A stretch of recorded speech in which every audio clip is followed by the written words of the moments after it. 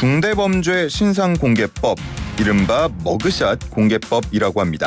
지난 1월에 시행된 이후 검찰에서 어제 머그샷을 처음 공개했는데요. 신상이 공개된 범죄자의 이름은 김래아, 26세 남성입니다.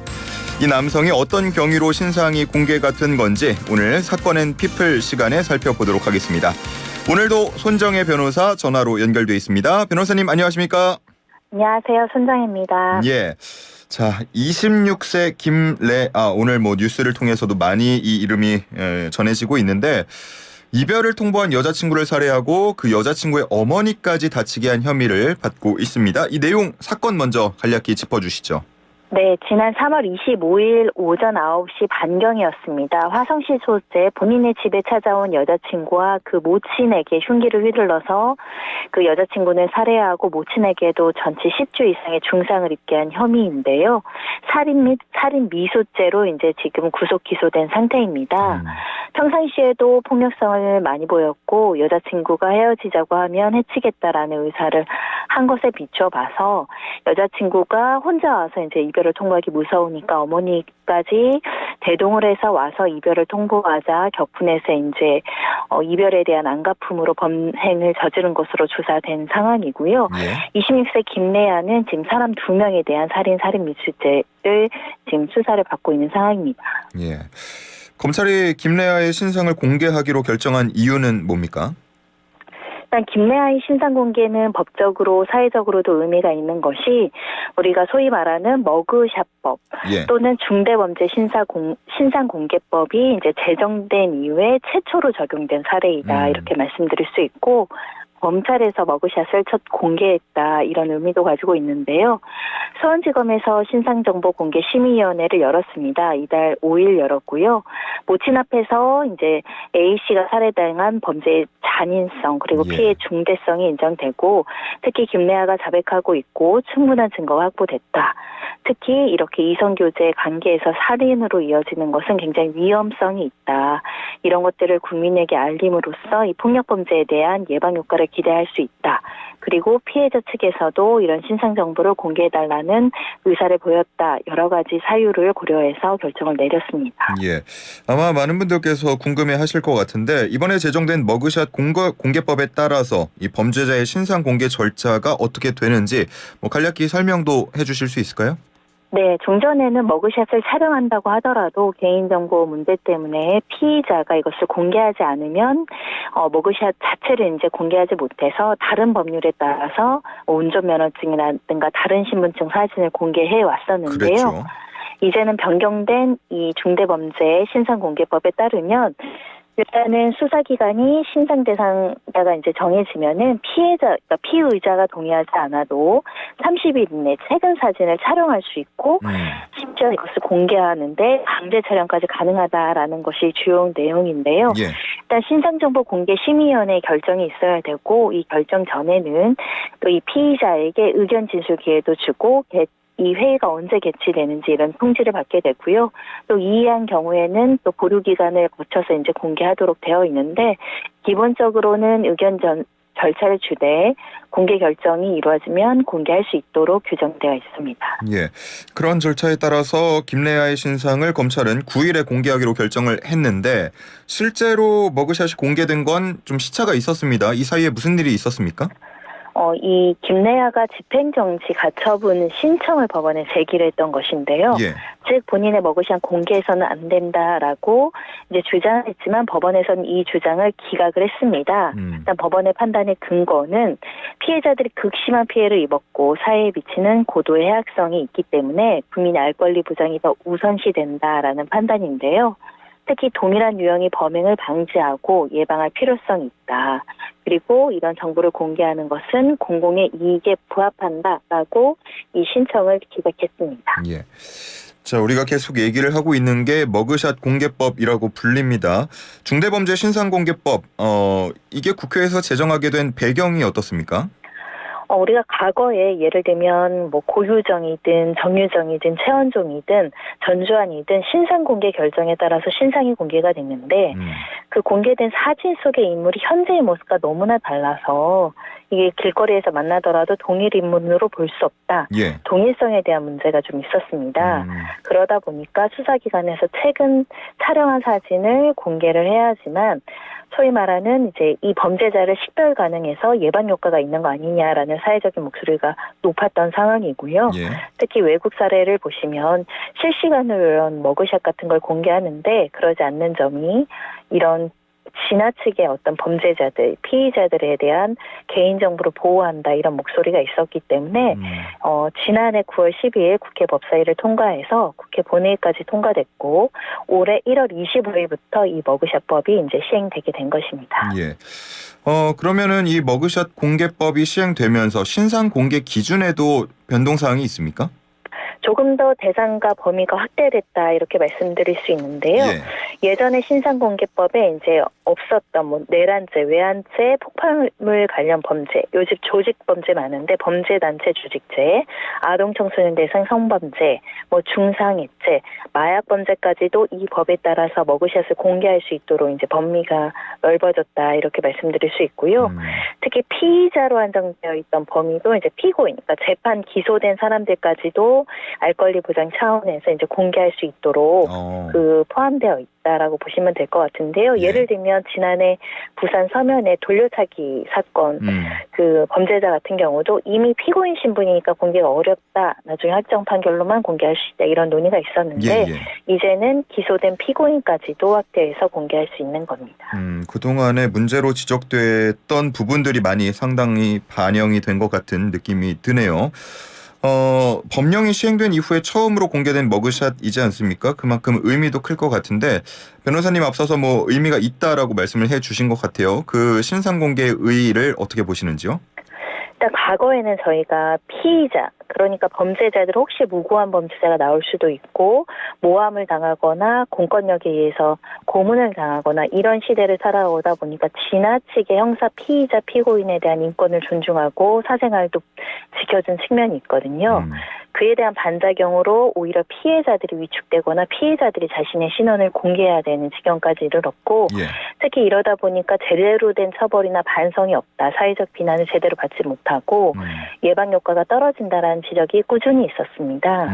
이제는 피해자의 권리 그리고 이 피의자의 권리가 적절하게 균형을 이뤄가는 상황이 아닐까 생각이 들고 특히 아까 말씀드린 강력범죄, 특정범죄 모두 다 종류를 일일이 나열할 수 없는 이 범죄들이 개인에 국한되는 게 아니라 사회적인 문제로 대두됐기 때문에 사회 전체가 이런 신상공개를 통해서 조금 더 공공의 이익에 부합해서 피해자를 예방할 수 있다면 적극적으로 조금 신상공개를 해야 되는 것이 올바른 방향이었고 일부나마 이렇게 개정돼서 오늘 또 여자친구와 여자친구 어머니까지 살해한 잔혹한 범죄의 대상자가 공개되었고 이런 범죄가 주는데 유효적절하게 활용되기를 바랍니다. 자, 그런데 피의자가 아니고 피고인까지 확대를 한다고 하니까 혹시 모를 억울한 피해자가 발생하는 건 아닌가 이렇게 우려하는 의견도 일부 있는 것 같습니다. 이 부분에 대해서는 우리가 개선할 점이 있겠습니까? 무죄 추정의 원칙 때문인데요. 그 범인이 명확하다라고 판단해서 공개했지만 나중에 혹시 무죄를 받았을 경우는 어떻게 할 것인가에 대한 고민은 여전히 있는 것입니다. 다만 앞서 이걸 뭐 수사기관이 임의로 결정을 하는 것이 아니라 각계 다양한 전문가들이 모여서 신상정보공개위원회라는 결정을 통해서 다수의 사람들이 신중하게 결정하는 것이기 때문에 그 부작용은 좀 미비하지 않을까 생각을 하고요. 오히려 사회적 여론으로 막 그 범인이 아닌데 몰아가거나 그런 것보다는 정식적인 절차를 통해서 안전하게 공개하는 것이 필요하다. 다만 무죄 추정의 원칙을 해하면서까지 무분별하게 공개하는 것은 방지할 필요성이 있습니다. 보다 신중할 필요가 있겠다라는 말씀인 것 같고요. 자, 김래아가 지금 살인 그리고 살인 미수 혐의로 구속 기소된 상태인데 처벌이 어느 정도 내려질 걸로 예상이 됩니까? 살인죄입니다. 그것도 계획성이 있다라고 볼 여지가 있고 더군다나 피해자가 굉장히 그 2명이나 이를 정도이고요. 피해도 극심하다. 자식이 딸이 내 눈앞에서 죽는 그런 상황을 목격한다는 것은 굉장히 유가족들에게도 상처가 굉장히 되는 것인데요. 예. 그렇기 때문에 살인죄 기본 양형 중에 가중 요소가 더 많다. 최소 20년 이상 무기징역형까지 나올 수 있는 상황입니다. 예.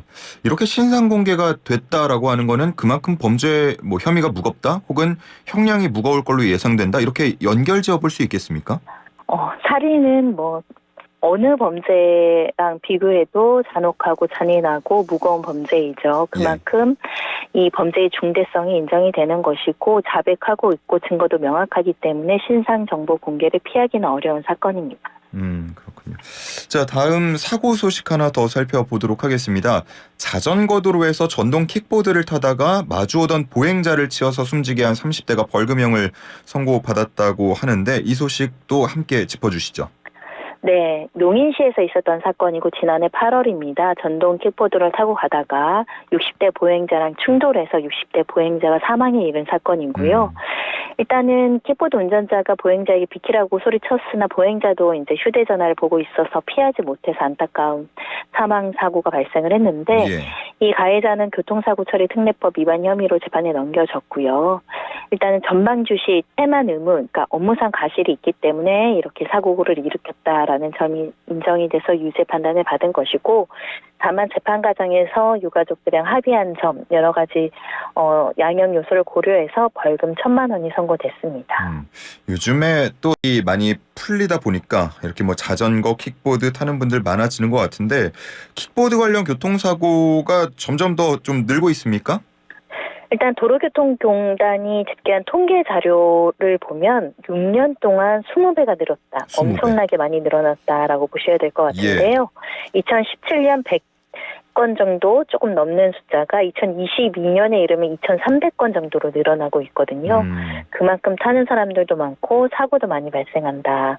특히 야외 활동이 늘어나는 봄철에 사고가 급증하는 것으로 나타났기 때문에 주의하실 필요가 있고요. 특히 인명피해가 많은 원인으로 지목되는 것이 초과동승, 그러니까 한 명만 타야 되는데 여러 명이 타거나 안전모를 착용하지 않은 원인이 꼽히기 때문에 이 킥보드 필요해서 타시는 분들도 꼭 안전모 하시고 그 안전 수칙을 꼭 지키셔야 됩니다. 예, 이렇게 쌩쌩 달리는 킥보드도 문제가 될 수 있는데 또 문제가 널브러진 킥보드들입니다. 이게 좀 잘 세워져 있어도 통행에 불편한 경우들이 생기곤 하는데 가끔은 또 쓰러져 있는 경우도 많아서 이게 또 다른 사고를 불러일으키는 건 아닌가 걱정도 많이 되는데요. 지자체 차원에서 관리를 하고 있다곤 하지만 현실적으로 좀 역부족이라는 목소리가 나오는 것 같고요. 어떻습니까? 정부의 적극적인 역할이 필요하다고 목소리가 나오는데요. 무단 방치 문제 굉장히 심각하기 때문에 좀 적절하게 무단 방치를 방지할 수 있는 수단과 전용 주차장을 마련해야 된다는 목소리가 많아지고 있고요.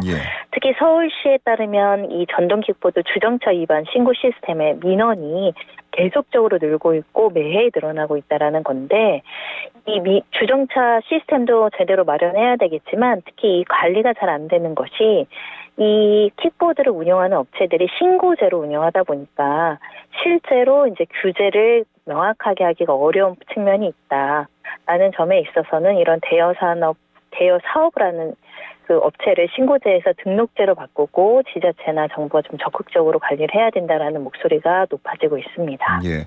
자, 끝으로 킥보드를 또 타는 경우들도 있고 이렇게 대여해서 잠깐 즐기는 경우도 있는데 안전운전할 수 있도록 기억해야 할 점 짚어주신다면요?